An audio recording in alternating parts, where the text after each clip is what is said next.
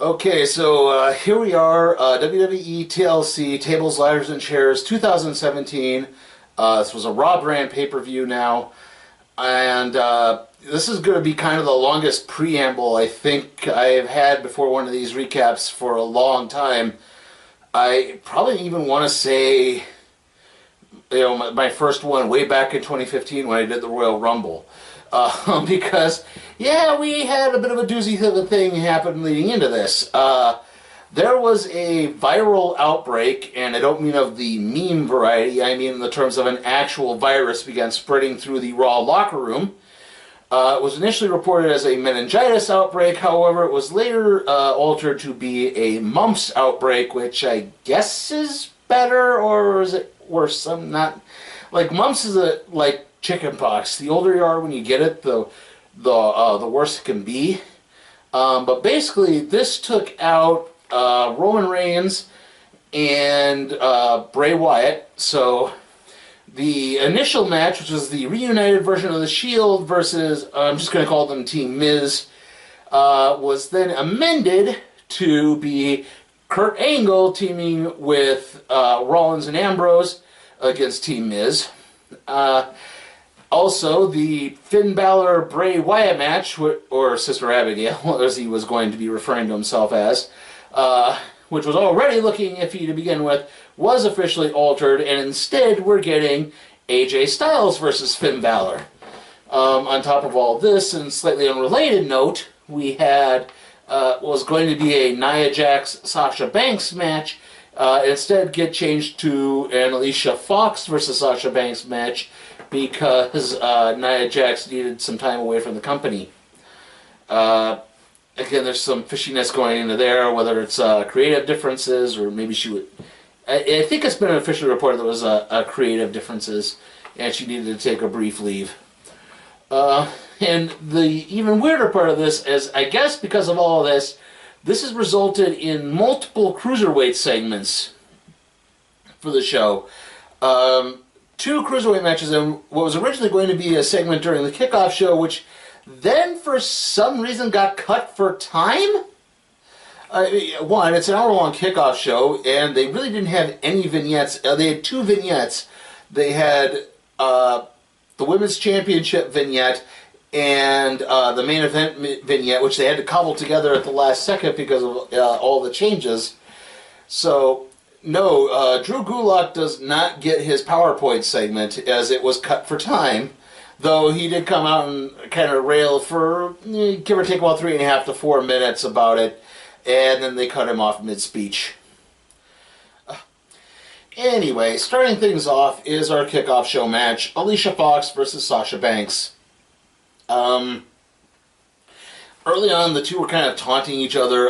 Alicia Fox is really working the crazy gimmick now, so that's kind of what they did. She, Alicia's sort of prancing around the ring, taunting Sasha.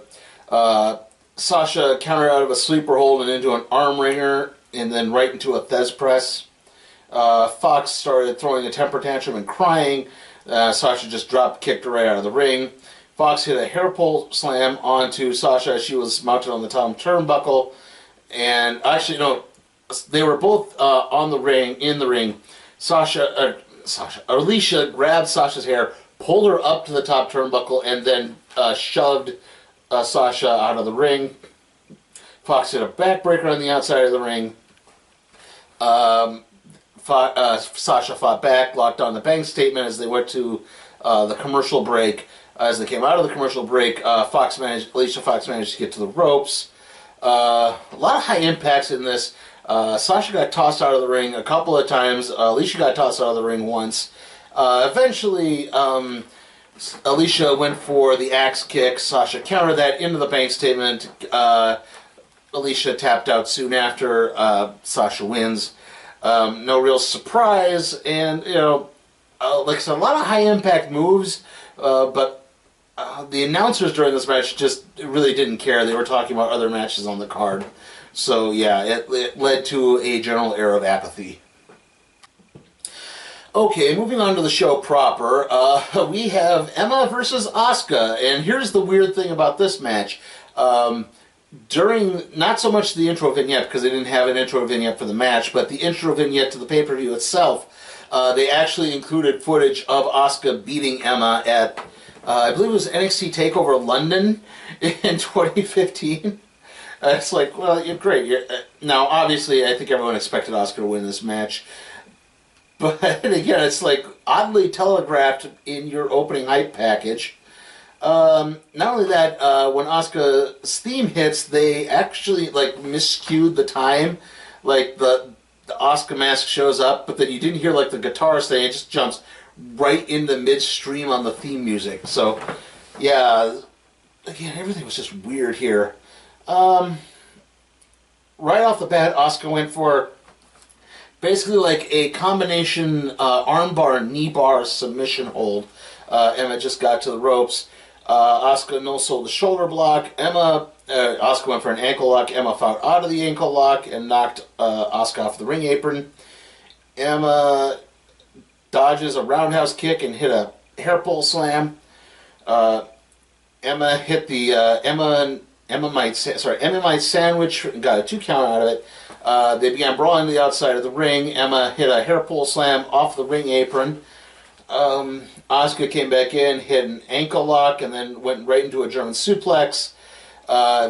Eventually, Asuka hit a roundhouse kick, locked on the crossface chicken wing, the Asuka lock, and Emma tapped out soon thereafter. Like I said, no big surprise that Asuka won this match. At least Emma, in this case, put up a bit more of a fight than she has in other matches, so hopefully this means, I'm not looking forward to an Emma Asuka feud, but hopefully this means they will start doing more things with Emma. She's a better wrestler than they ever give her credit for, and yeah, I know the whole horrible Emelina thing just tanked, but you could still use her, and I mean that's something that's been happening a lot on this. I'll get to that a little bit later here. Okay, our third match. Well, before our third match, we had a Elias performance.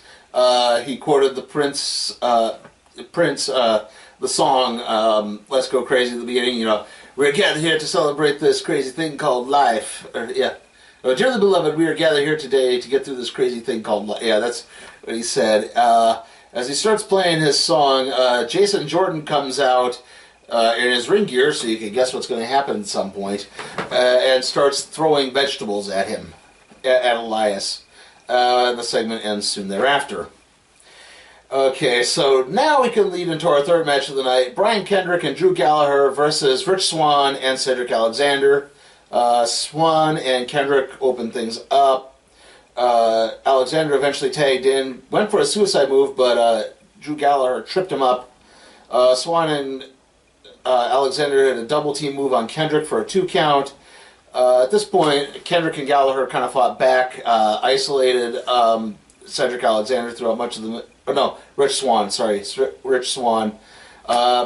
Gallagher went for a back suplex, but Swann rolled out of it, went between Gallagher's legs, got the tag to Cedric Alexander. Lots of brawling on the outside of the ring after that. Kendrick got back in, went for the captain's hook, but before Cedric Alexander could tap, Rich Swann came in and hit a Phoenix Splash onto Kendrick. Some more brawling happened. Eventually, Cedric Alexander hit the lumbar check on Kendrick for the 3 count and the victory. I hesitate to say no real surprise here. I mean, this was kind of just a standard match. It could have easily also been a show opener. Left some things to be desired. Again, I think it was also kind of thrown off by the Elias performance. Like, I think they could have done something about that a little earlier. Earlier during the kickoff show, they actually had Elias come out and sort of, not so much come out, but talking with Kurt Angle, saying, "Could I have a performance?" He's like, and Angle's like, yeah, sure. As Jason Jordan was coming in, and Jordan and Elias got into something of an argument, and Elias goes, "Well, at least I'm on the show," and walks off. And like I said, yeah, that's it. The Cruiserweight match itself was not terrible. I am liking the fact they're trying to do more storylines with them.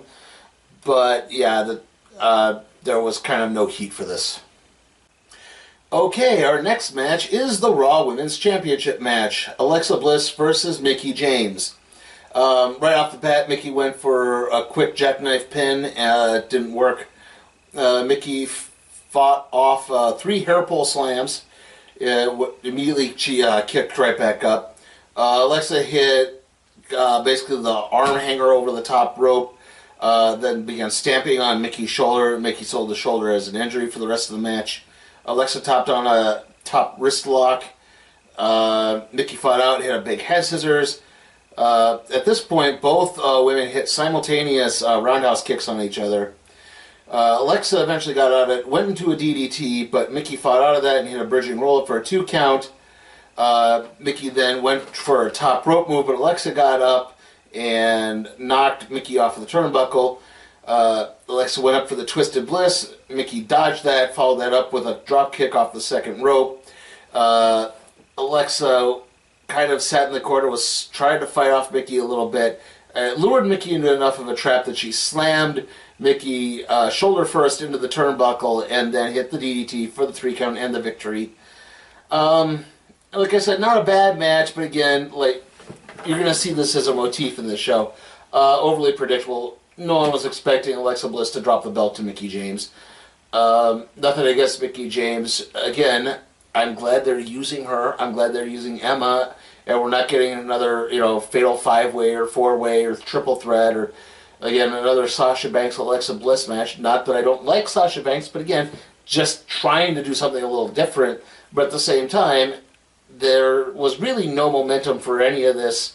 The feud was basically built on the end of the last pay-per-view, or during the Raw talk after the last pay-per-view, No Mercy, where Alexa Bliss mocked Mickie James, and that's kind of where this all came from. So yeah, again, wasn't exactly a highly hyped match, and just predictable.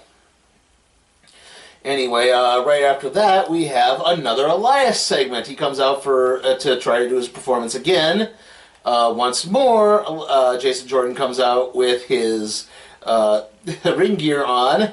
Gee, I wonder if they're setting up for something. And throws more veggies. Okay, our next match is the Cruiserweight Championship match, Kalisto versus Enzo Amore. And right off the bat, this is where I get confused. Why wasn't this a ladder match? I mean, Cruiserweight sort of naturally lends itself to the ladder match. Enzo's competed in them before. Kalisto's competed in them before.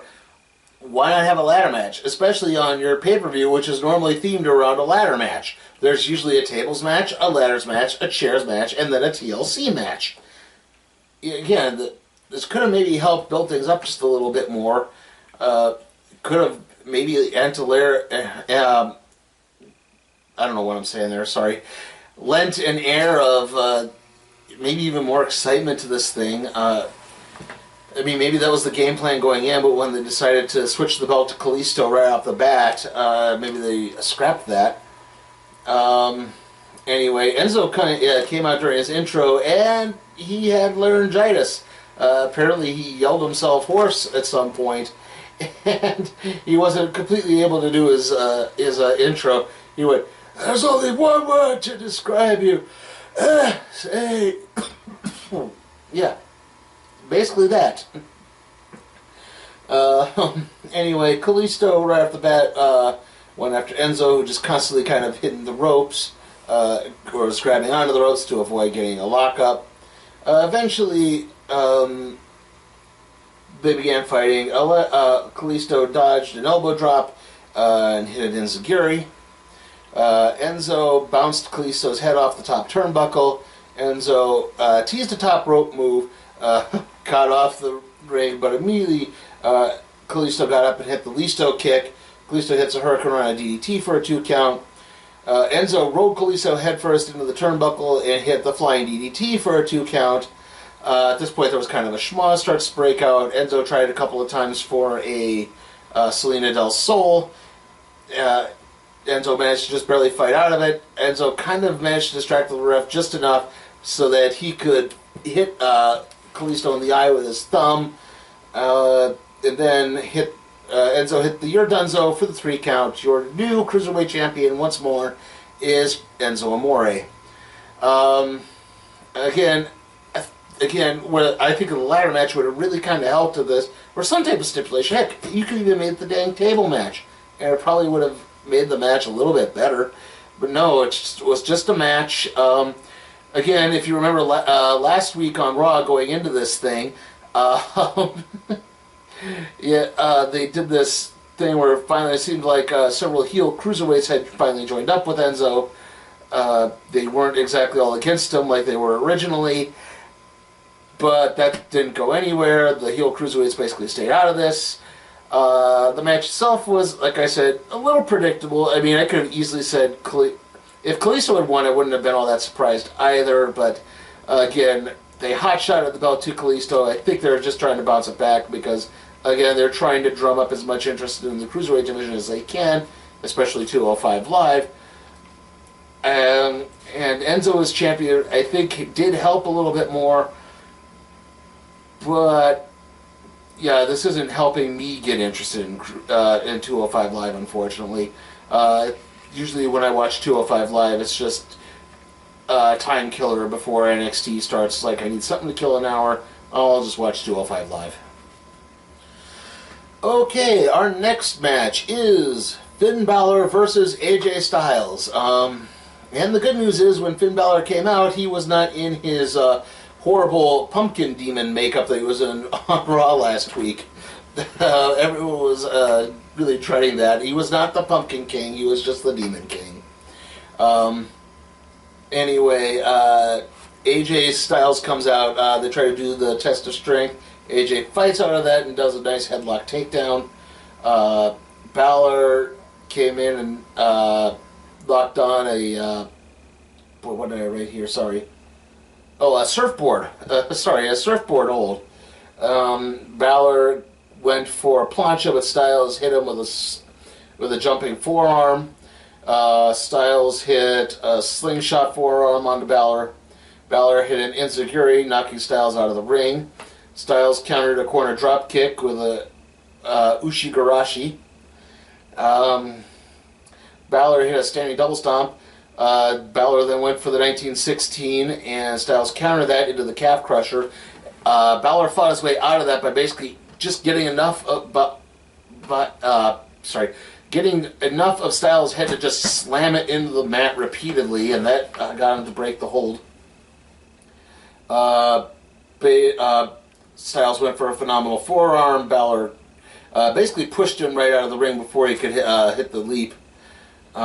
Styles slammed Balor onto the announce table. Balor came in and hit a Pele kick. Balor then managed to hit the 1916 and got the 2 count.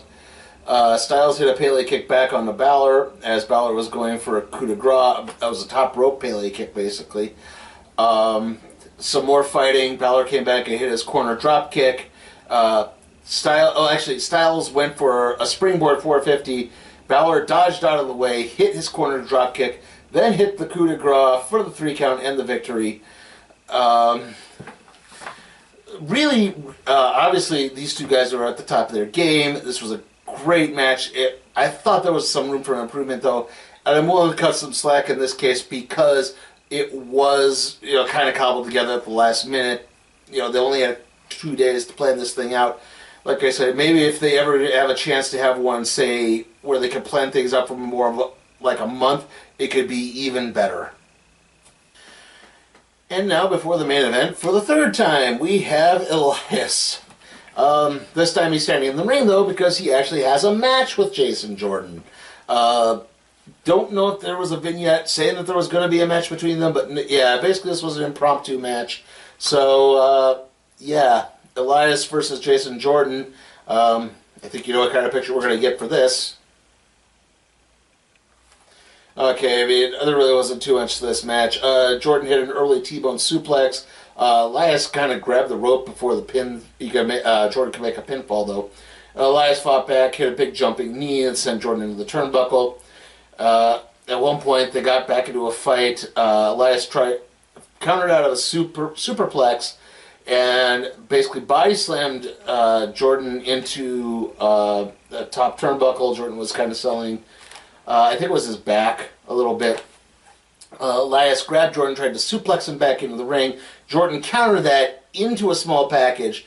The ref counts and hits the 2, and Elias manages to just get his shoulder up, but the ref, I guess, doesn't see it and just counts the 3. Jason Jordan wins. Again, here's the weird thing about this with... I'm not going to critique the match too much. Like I said, this was ultimately forgettable, but it is kind of unique in the sense that Elias Sampson is the heel. Corey Graves is the heel announcer, but he hates Elias, while Booker T and Michael Cole are the face announcers, and they love Elias. So, it reminds me a lot of when The Miz debuted. Not when he debuted hosting the Diva Search and mistook the Jumbotron as a teleprompter. I mean, when Miz debuted on SmackDown, it was the same way, where Michael Cole loved him. Miz was very much a heel character. Michael Cole loved him, JBL hated him.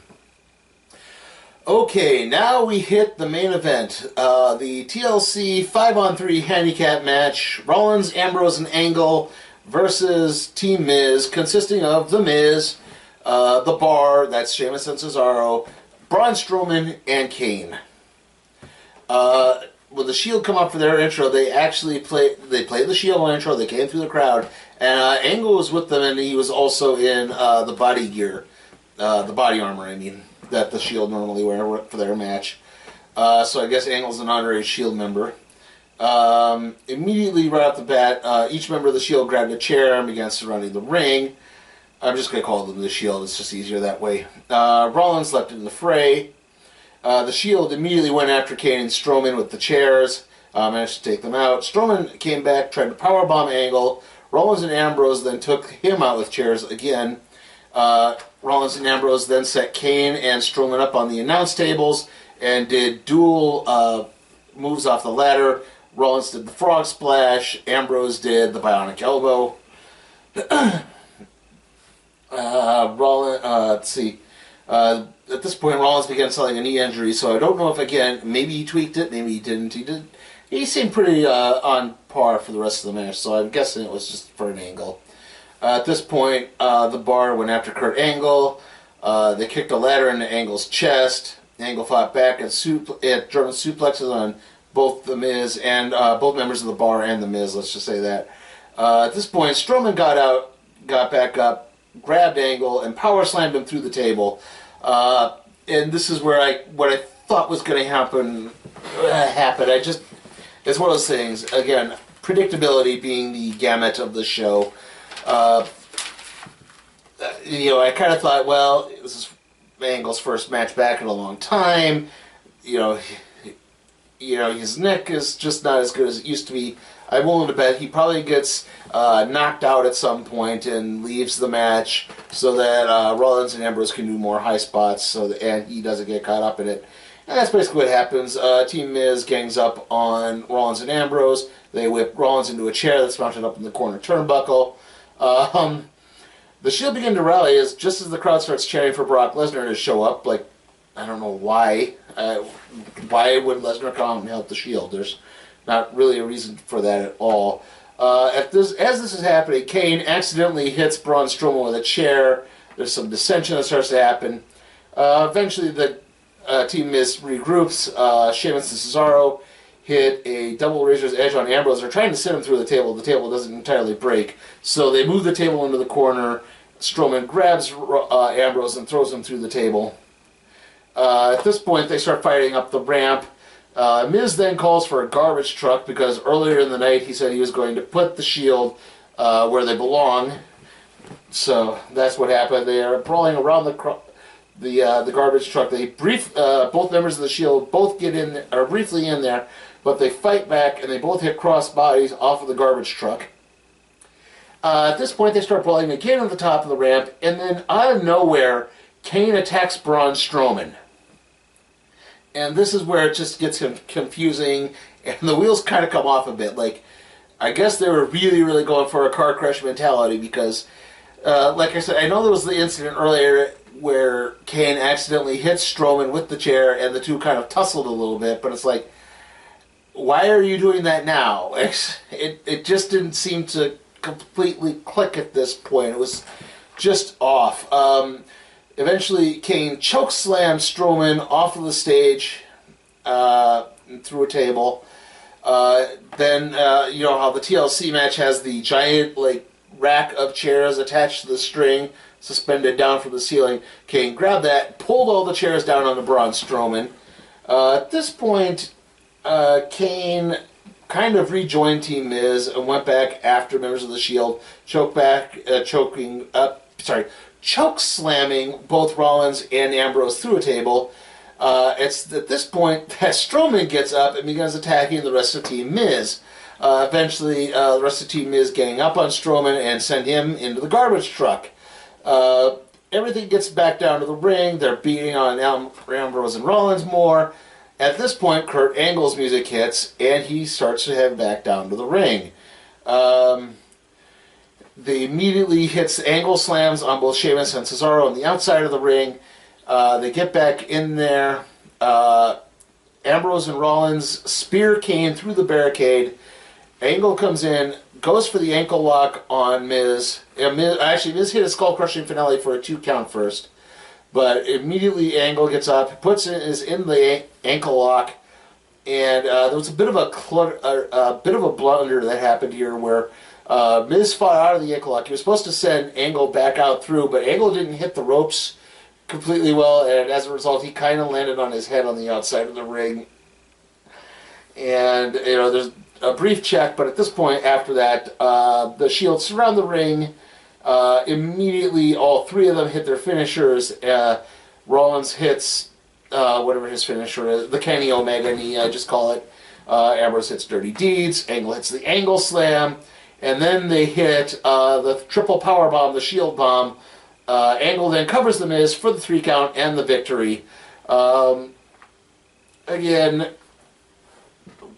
match was entertaining. I'm not going to say it was bad, but again, kind of predictable, especially since, again, the way they had to re-hype this after Reigns was taken out with illness. They had to, you know, again, they kind of had to hype the return of Kurt Angle, so it's like, well, they're not going to hype Kurt Angle returning just to have him lose like that.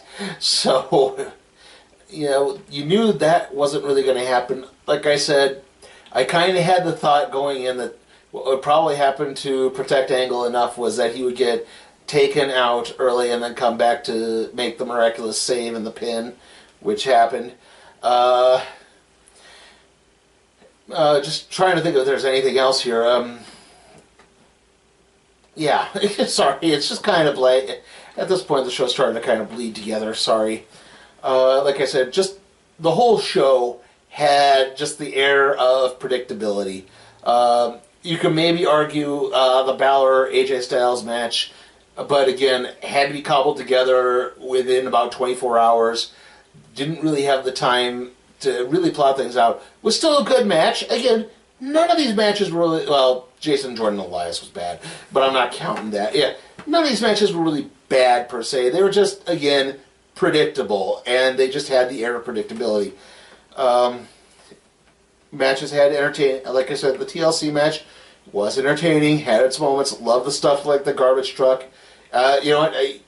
Even though I kind of complained about it, I did kind of like the strange and inexplicable Kane/Strowman turn. Did like, you know, the spots that Angle was available for. Liked that they protected him. Knew they were going to do what they could to protect him. But again, this whole show was just very predictable. And I know I've beat that into the ground. So I'm just going to give this a C. Alright, next video is going to be the random trade review on Volume 1 of PvP at Large. In the early scripting stages for that. So see you all then.